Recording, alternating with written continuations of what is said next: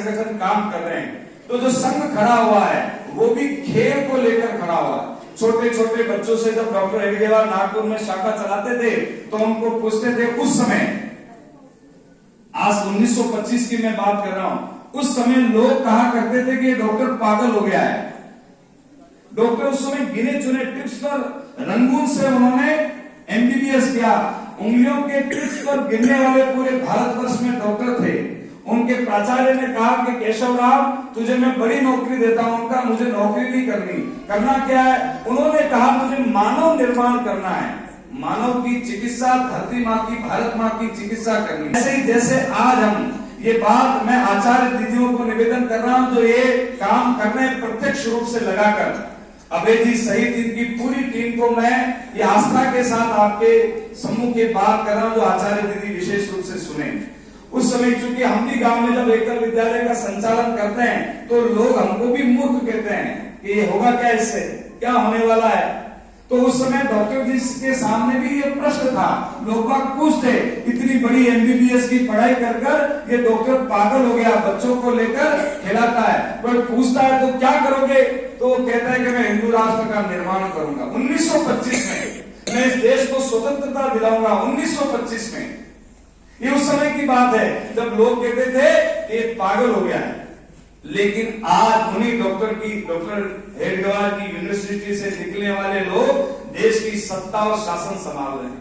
आज उसी यूनिवर्सिटी से निकलने वाले लोग डॉक्टर हेडगेवार की उस शाखा से निकलने वाले लोगों ने ये बता दिया है अपने चरित्र से, अपने कार्यशैली से पूरे विश्व को अपने चरणों के नीचे नतमस्तक करा दिया है।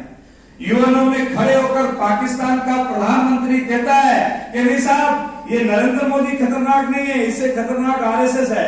जबकि आरएसएस का एक भी स्वयंसेवक पाकिस्तान में नहीं गया होगा, वहां जाए बिना हमने पाकिस्तान को कंगाल बना के छोड़ दिया।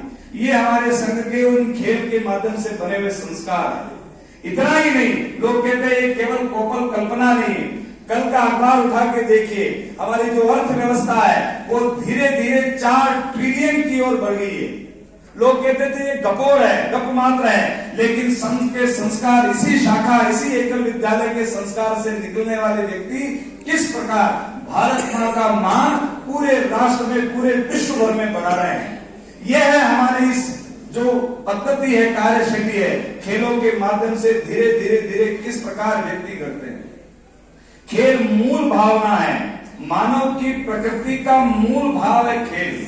उसी को आधार बनाकर डॉक्टर हेडगेवार ने और नवीन युग में वापस इस नई चेतना के साथ माननीय श्याम जी ने इनको आधार बनाकर एकल विद्यालय का प्रारंभ किया। किस प्रकार आप सामान्य मत मानिए खेलों को, लगता है क्या कर रहे हैं बच्चे, खेल रहे हैं, लेकिन उन खेलों से कितना बड़ा संस्कार निर्माण हो रहा है और खेलों के साथ हमारी संस्कृति जुड़ रही है। इसलिए जब कभी बच्चा खेलता तो उसको रोकना नहीं चाहिए, और विशेषकर भारतीय खेल, क्योंकि भारतीय खेलों के साथ संस्कृति जुड़ती है। मैं किसी खेल की आलोचना नहीं करता हूं, लेकिन खेलों के साथ संस्कृति, वहां जीवन के लोग हैं, उन्होंने कैसे गीता जी के संस्कार, गीता जी का विज्ञान और गीता जी का विचार कबड्डी के रूप में समाज को दिया। एक तरफ कबड्डी में 7 खिलाड़ी खड़े रहते हैं, दूसरी तरफ कबड्डी में 7 खिलाड़ी रहते हैं। सामान्य सा बिना खर्चे का खेल है कबड्डी, शरीर मरता है। विश्व का एकमात्र कबड्डी खेल है जहां पे व्यक्ति मरता है और वापस जी जाता है।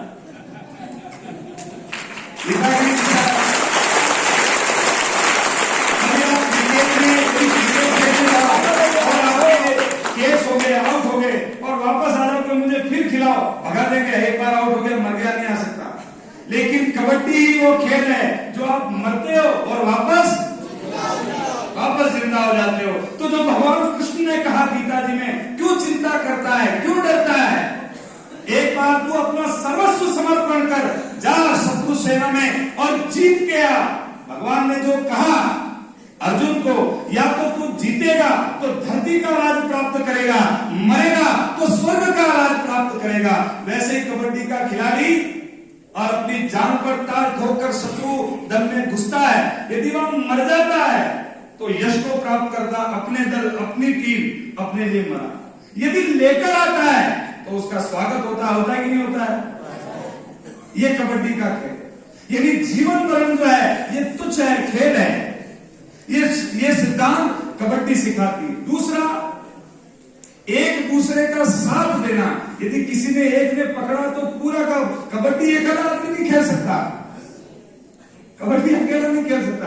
कबड्डी साथ का खेल है, जीवन मरण के साथ साथ कर्म के सिद्धांत को देने वाला और आपसी भाईचारे को बढ़ाने वाला। यदि वो जाकर मर गया उस तरफ तो उसको विश्वास है कि मेरे बाकी साथी मेरे को क्या करेंगे, क्या करेंगे, वापस जिंदा करेंगे। तो आपसी सहयोग, आपसी प्रेम और कर्म सिद्धांत को, पुनर्जन्म के सिद्धांत को स्पष्ट करने वाले हमारे खेल। इसलिए खेलों के माध्यम से इस प्रकार के जीवन खड़े होते हैं। खेलों के माध्यम से विजुगुप्सी प्रवृत्ति यानी जीतना ही है। आप चाहे 70 वर्ष के या 60 वर्ष के, मैं अजमेर वाले क्षेत्र से आता हूं, पुष्कर का मेला लगता है गोपाल जी साहब, तो वहां 80 साल के बुजुर्गों की कबड्डी प्रतियोगिता होती है। 80-85 साल तक के जो पुष्कर का मेला होता है, अंतर्राष्ट्रीय मेला, वहां पे 80 साल के बुजुर्ग भी कबड्डी खेलते हैं। और आपको आश्चर्य होगा, बड़ी जबरदस्त कबड्डी खेलते हो। वो जो बासा अपना एक वो लेकर छड़ी लेकर आते हैं, लेकिन जैसे ही वो कबड्डी में कूदते हैं अपनी धोती की लांग को ऊंची कर कर, और उसके बाद में पता नहीं क्या परिवर्तन आता है कि वही वहां एकदम 16 साल के बच्चे की तरह खेलने लगे। तो ये है खेल, बाल से लगाकर बुजुर्ग तक सब इस प्रकार के अपने आत्म विलीन हो जाते हैं। दूसरा खेल जो मुख्य भाव सिखाता है वो है आनंद का। जब आपको आनंद पाना है, इसका मतलब आपको अपने आप को भूलना पड़ेगा, तब जब आप आनंदित होगे। आप अपने आप को याद रखोगे, स्मृत रखोगे, तो निश्चित मानिए